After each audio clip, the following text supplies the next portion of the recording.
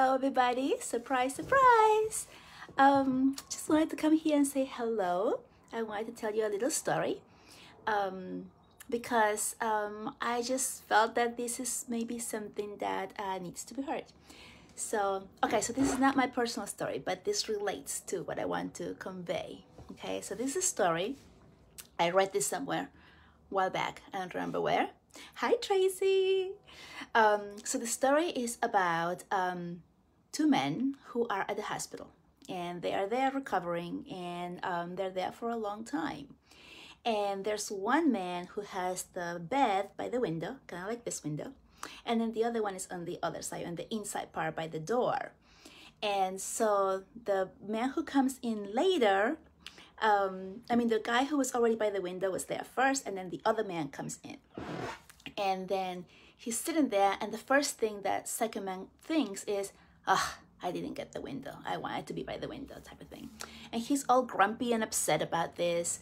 And then the other man says hi, and he's like very friendly, and this other guy is like very grumpy, he's upset that he's in the hospital, he's upset that he doesn't have the window, he's upset he doesn't have a room to himself, all of these things, right? So he's thinking, how bad his life is.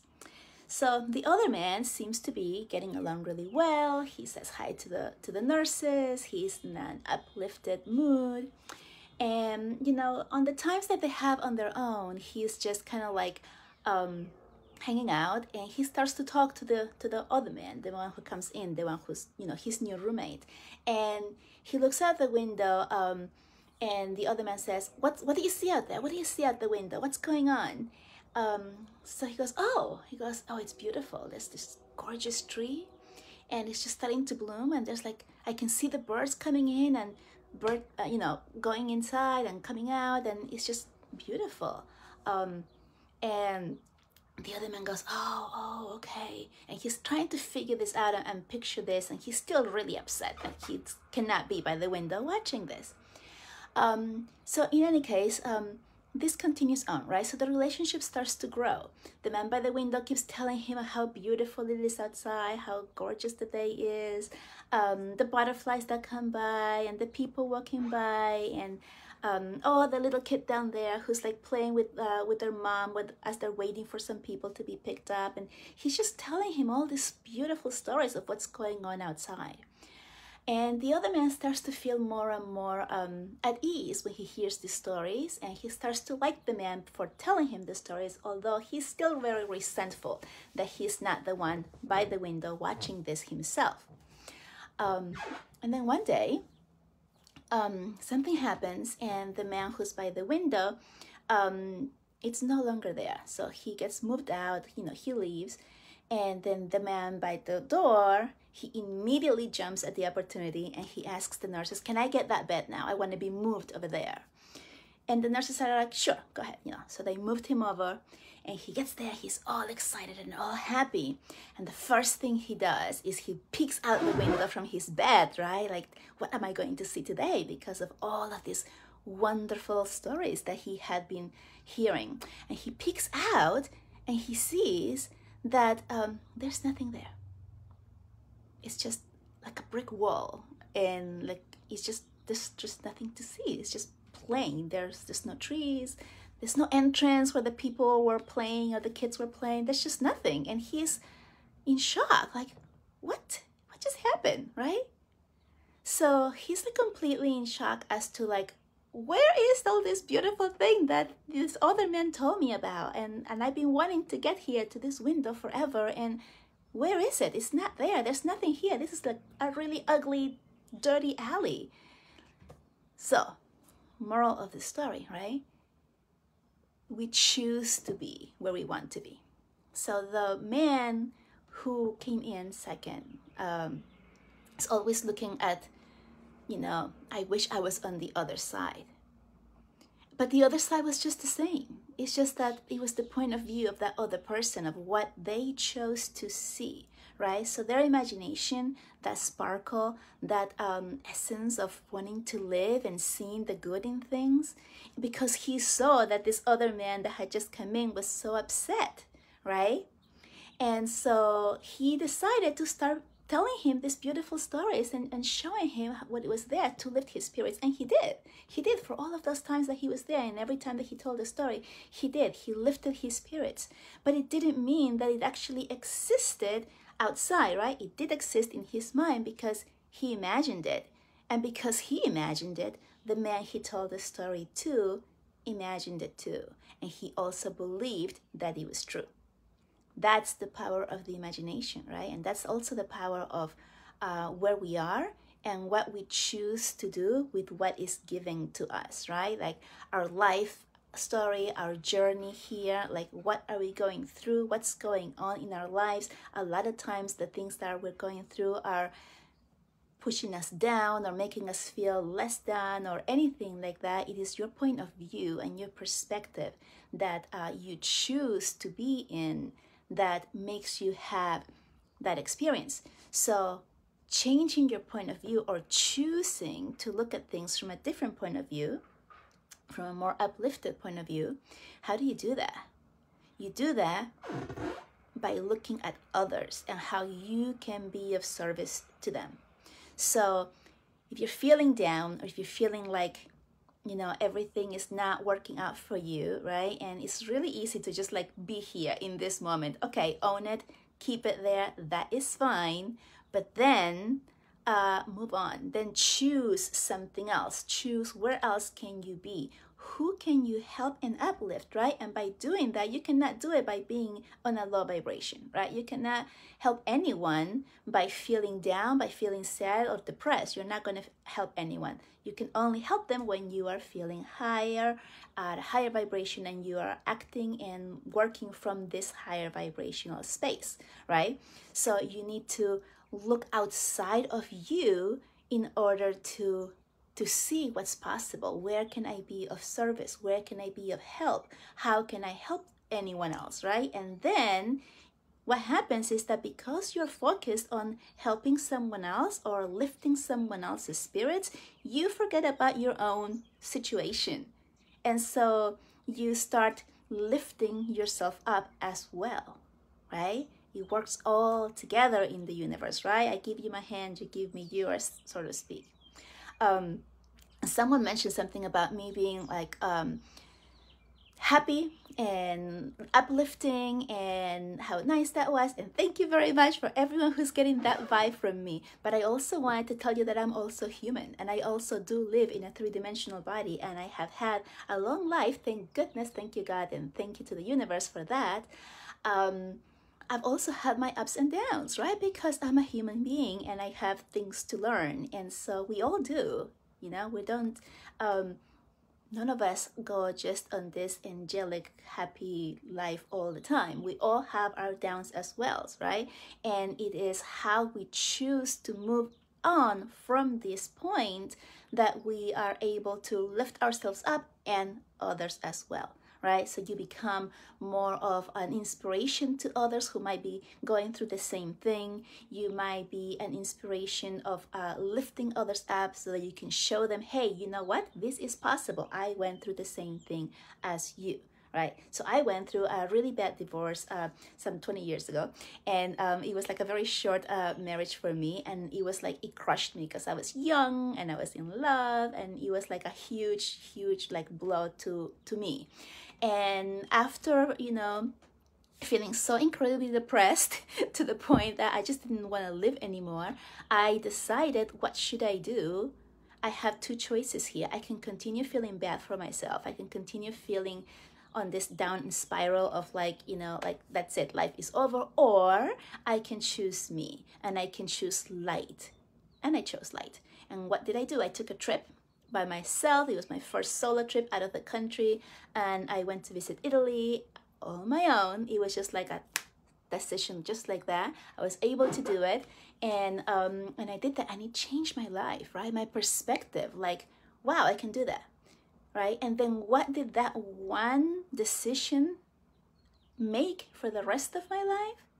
Well, once I took that trip, right? I took that trip out of the country and I got to see something else that was beautiful. Then I got inspired to do something else. So then I decided to move to Italy, and I did. And so I lived there for like 9 months, and it was fantastic, beautiful, amazing. And every single day that I was there, I was thankful that the universe was showing me a different path, right? Something that was light, something that was exciting, something that was fulfilling my heart that had been broken.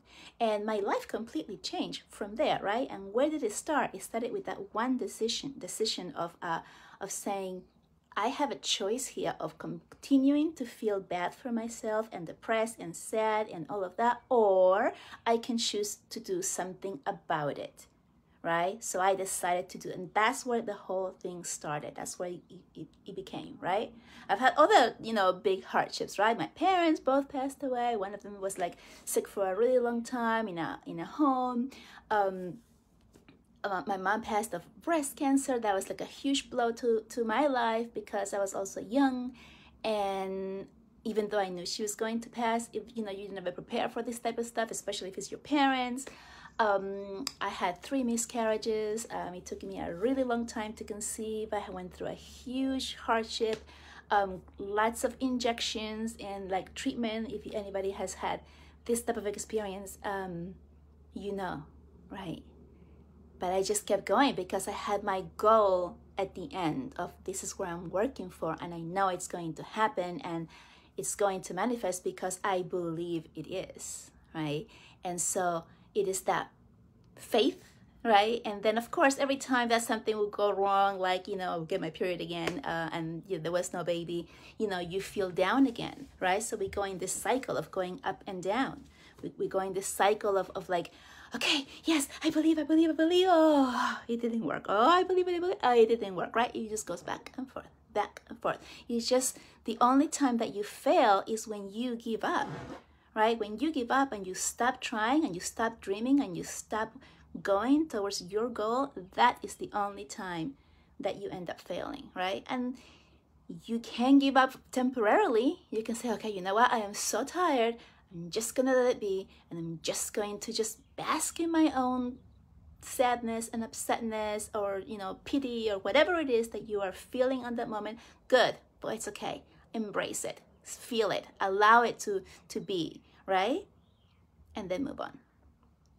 Right? That's the part that your ego wants to keep you there, like safe, like, okay, you know what, don't go out there again because you'll get hurt again. Don't try again because you'll get hurt again, right? So that's your ego trying to keep you down. You don't have to listen to that, right? Your life, you are a divine being. You are here on this earth to make a difference. You are here for something big, huge, right?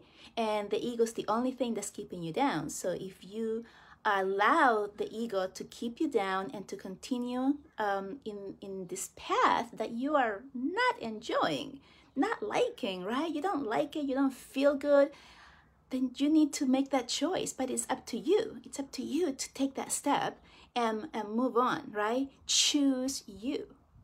It's not always easy, but it's a choice. Choose to feel happy, to be happy, to live as if you were happy, right? So all of those things is what's going to bring you to have and be in your dream life and get the things that you want, right? It's just having that faith and that goal in mind. So I've spoken a lot of times about visualizing and seeing yourself as if you already received something that you want, and seeing you there and pinpointing it and having and creating this little scene in your head that you can always revisit so that you can manifest it faster and faster or quicker and quicker, right? And every time that doubt comes into your head, then you can revisit by bringing that little scene that you created back up, and then get yourself back to your dreaming part, right? The part that creates. You create when you are in that moment. Okay, now I'm singing. See what happens? See what you guys did to me? Okay, so I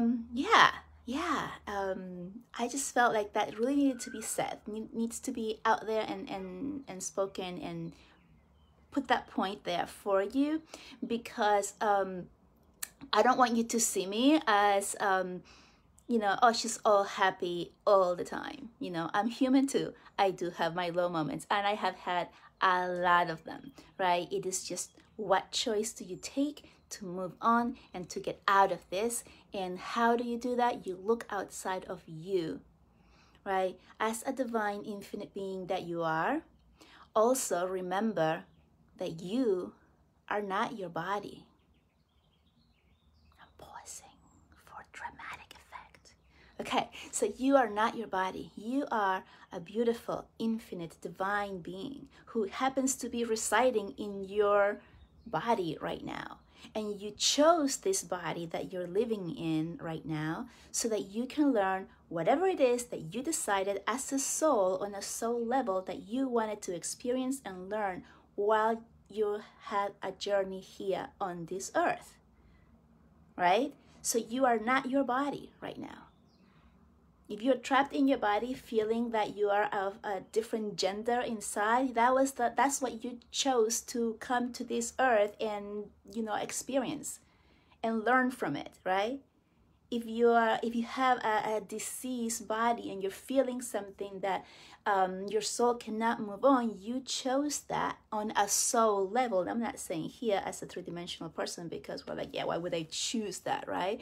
As a three-dimensional person, you're feeling like, who would ever choose something like that? And you can't comprehend it. You cannot comprehend it because you have a three-dimensional brain, right? But if you get out of that and you look at the soul, right, at your soul on a soul level, then you'll be able to understand that there's more to it and that you can always change it as well, right? So there's always change, there's always choice. You can always decide to do something different than what is happening right now.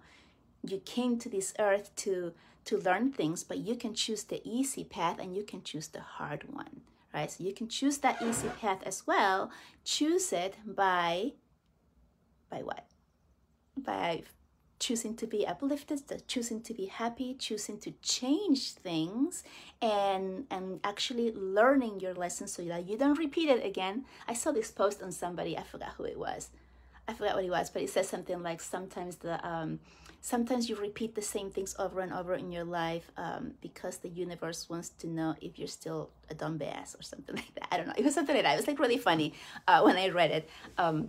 And I forgot who posted this on their page, but I thought it was like really funny. Like, yeah, like, am I still repeating the same exact lesson over and over? And start thinking about what is it that you are repeating, and especially now, right? Because we have the eclipse coming through, and the Mercury retrograde is coming through. A lot of shadows are going to show up and come back up in your life. They're going to show themselves to you again, so that you can, at that point, look at it and decide, oh, okay, I remember going through something similar before. Now it's coming up again.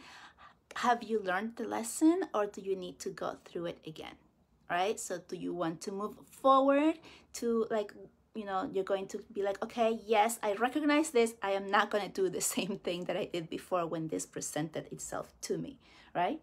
Kind of like, just to be dramatic here, let's say you were in a fire, God, and then you decide to just stay there until somebody saved you instead of jumping out the window, right? If there's another fire, are you going to stay there and wait for somebody to save you? You're going to jump out the window this time, right? So there are choices that you can take to create something different, to go in a different path, and to learn the lesson that you came here to learn, okay? So remember those things. Remember that you are a divine infinite being. Everything that you want and you desire and you're dreaming of having is available to you. Did you hear that crow? It agrees with you. It agrees with me. So everything that you are wishing, dreaming, desiring that is not right now here in the present moment is available to you, because that desire that you have, that thought, that want inside, it's a divine want.